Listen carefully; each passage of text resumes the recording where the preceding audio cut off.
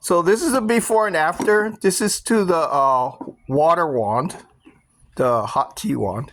Okay, and I notice it's starting to heavily pit, and I can tell the copper feels very weak. Not enough to be replaced, but getting there. I would say another 5 years, I would have to replace this whole thing. They're a little tough to replace because I believe they're metric.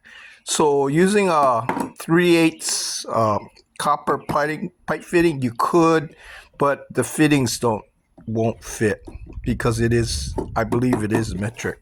Okay, so this is one where I took a wire brush wheel, and you can see the brass is all nice and pretty, stuff like that. But like I said, this is all cosmetic because what's inside? What's inside? You can't get in there.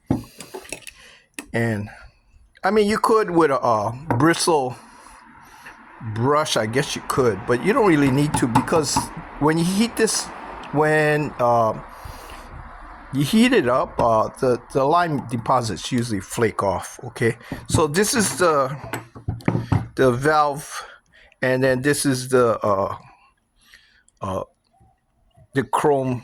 A lot of this is chrome plated or some kind of metal plating, and it's usually all white crusted with the lime deposits because this is the hot water wand. Okay. So this is a steam wand, right? This is the hot water wand.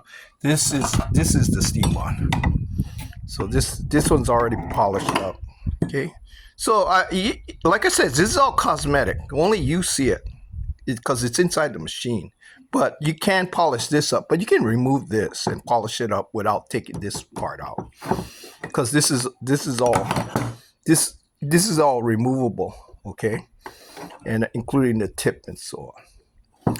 Okay, so if you want to, you can buff it up with a wire wheel.